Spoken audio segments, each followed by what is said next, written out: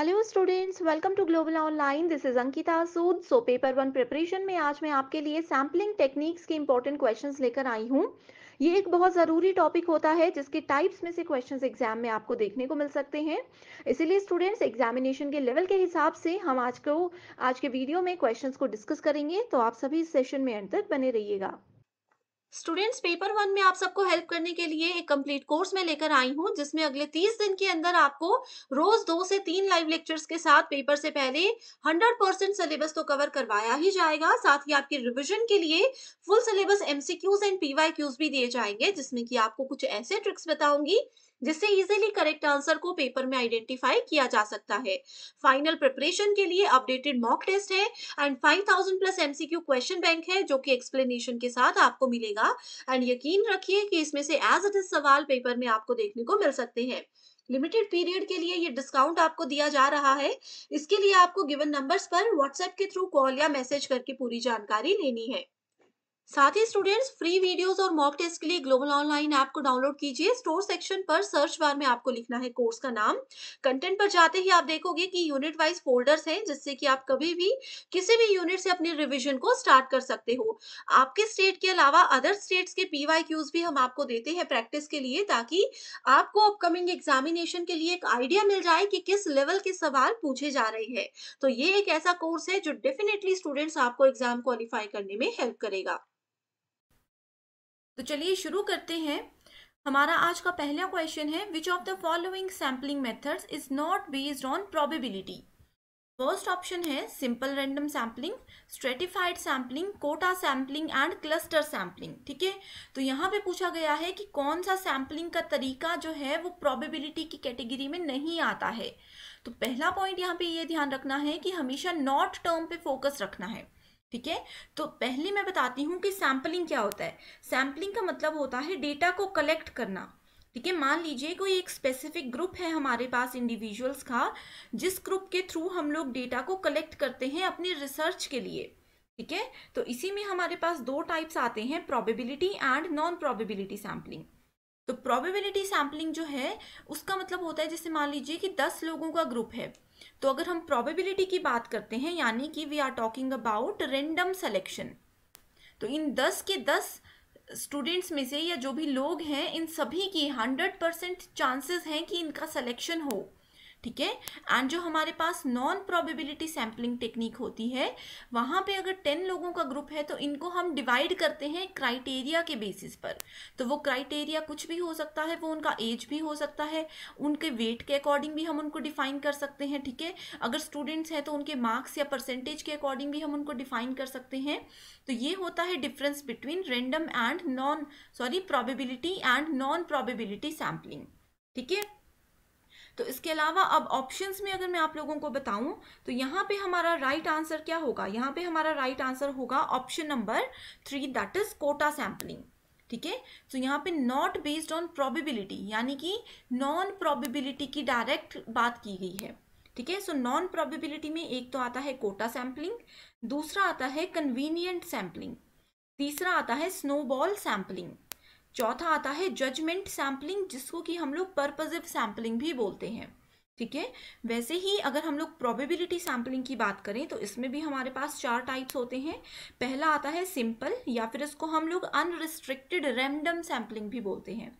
दूसरा आता है सिस्टमैटिक सैम्पलिंग, तीसरा आता है stratified sampling and fourth type होता है क्लस्टर सैम्पलिंग। ठीक है, तो ये होते हैं 4 इनके पॉइंट्स जो कि बहुत ज़्यादा इंपॉर्टेंट है। सो सेकेंड क्वेश्चन है सैम्पलिंग केसेस मीन्स। बहुत बेसिक क्वेश्चन है कि जो सैम्पलिंग केसेस होते हैं उसको हम लोग क्या बोल सकते हैं।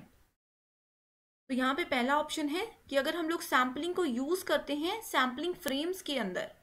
दूसरा ऑप्शन बोलता है identifying people who are suitable for the research, यानी कि एक रिसर्च के लिए हम लोग किस तरह से लोगों को सेलेक्ट करते हैं, उनको कैसे आइडेंटिफाई करते हैं, दैट मीन्स सैम्पलिंग केसेस।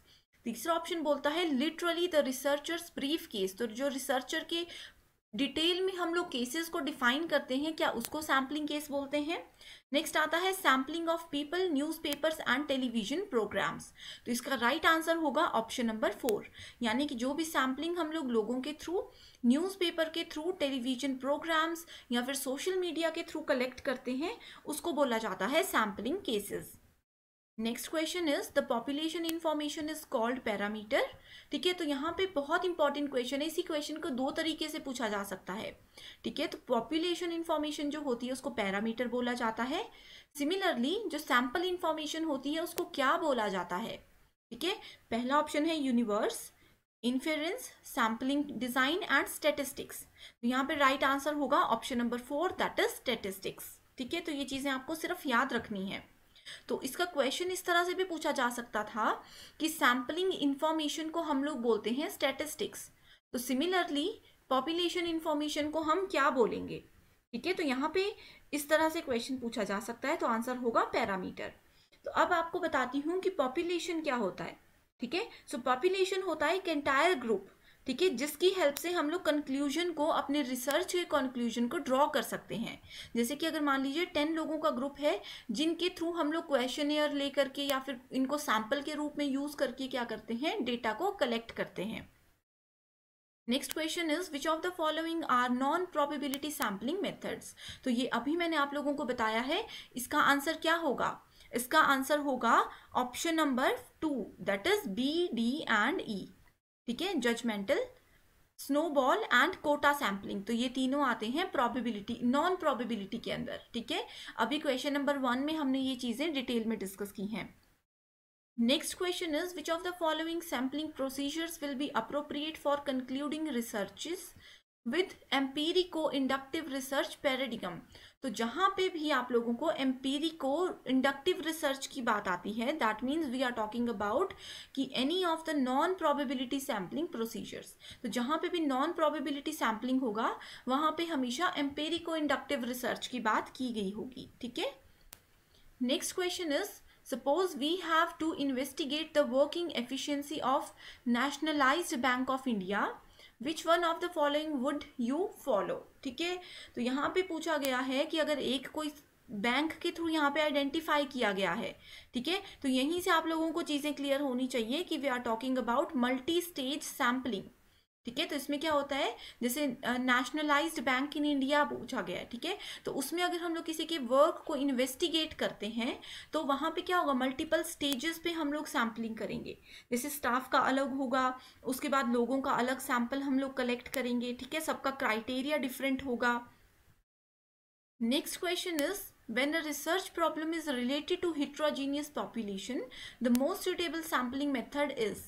तो अगर हम लोग heterogeneous population यानी कि डिफरेंट तरह के लोगों को यूज करके जो है पॉपुलेशन के थ्रू डेटा को कलेक्ट कर रहे हैं, तो उसको क्या बोला जाएगा, cluster sampling, stratified sampling, convenient sampling और लॉटरी सैम्पलिंग। तो सबसे पहले तो मैं आप लोगों को ये बात बता दूं कि लॉटरी सैम्पलिंग कोई टर्म नहीं होती है। ठीक है, तो यहाँ पे राइट आंसर होगा option number 2, that is stratified sampling. तो इस क्वेश्चन में मैं आप लोगों को एक बार डिटेल में बताना चाहती हूँ कि स्ट्रेटिफाइड सैम्पलिंग होता क्या है। ठीक है, तो इसके थ्रू हम क्या करते हैं, एक पॉपुलेशन को यानी कि ग्रुप को डिवाइड करते हैं। ठीक है, इन सब पॉपुलेशन यानी कि इसको सब ग्रुप्स में डिवाइड करते हैं। ठीक है, तो इन सब ग्रुप्स को बोला जाता है स्ट्राटा। ठीक है, जैसे मान लीजिए कि 10 लोगों का ग्रुप है, तो हम इनको डिवाइड कर सकते हैं या तो इनके एज के बेसिस पे कि 0 से लेकर के 10 ईयर्स के स्टूडेंट्स जो बच्चे हैं वो अलग चले जाएं। ठीक है, 11 से 15 वाले अलग चले जाएं, या फिर उनके वेट के अकॉर्डिंग हम उनको सेलेक्ट कर सकते हैं, उनके क्लास के अकॉर्डिंग उनको सेलेक्ट कर सकते हैं। तो ये होता है स्ट्रेटिफाइड सैम्पलिंग। ठीक है, नेक्स्ट आता है क्लस्टर सैम्पलिंग। तो क्लस्टर सैम्पलिंग में क्या करते हैं, हम लोग पॉपुलेशन को अगेन सब ग्रुप्स में डिवाइड करते हैं। ठीक है, लेकिन जो इसमें हर एक ग्रुप होता है उसकी सिमिलर कैरेक्टरिस्टिक्स होती है, सिमिलर प्रॉपर्टीज होती है, लेकिन स्ट्रेटिफाइड सैम्पलिंग में ऐसा बिल्कुल भी नहीं होता है। ठीक है, तो ये जो बेसिक से डिफरेंसेस है ना इन सभी के बीच में, ये आपको पता होने चाहिए। ठीक है, एक बात और आपको पता होनी चाहिए कि क्लस्टर एंड स्ट्रेटिफाइड ये किस में आता है, ये प्रोबेबिलिटी सैम्पलिंग में आता है। एंड जो नेक्स्ट है हमारे पास कन्वीनियंट सैम्पलिंग, ये आता है नॉन प्रोबेबिलिटी में। ठीक है, सो कन्वीनियंस या कन्वीनियंट सैम्पलिंग जो होता है, इसमें हम लोग उन इंडिविजुअल्स को इंक्लूड करते हैं who happen to be most accessible to the research. ठीक है, यानी कि ग्रुप में से ऐसे लोगों को हम उठाएंगे जो कि हमें पता है कि मोस्ट एक्सेसिबल है। मान लीजिए 50 लोगों का ग्रुप है, तो उसमें से हमें 5 ऐसे स्टूडेंट्स को सिलेक्ट करना है जो कि डांस बहुत अच्छा करते हैं, तो उसमें यूज करेंगे कन्वीनियंट सैम्पलिंग को। ठीक है, नेक्स्ट क्वेश्चन है which technique is generally followed when the population is finite. तो अगर फाइनाइट है, हमें फाइनाइट नंबर ऑफ पीपल वहां पे अवेलेबल हैं, तो कौन से टाइप के मेथड को हम यूज करेंगे?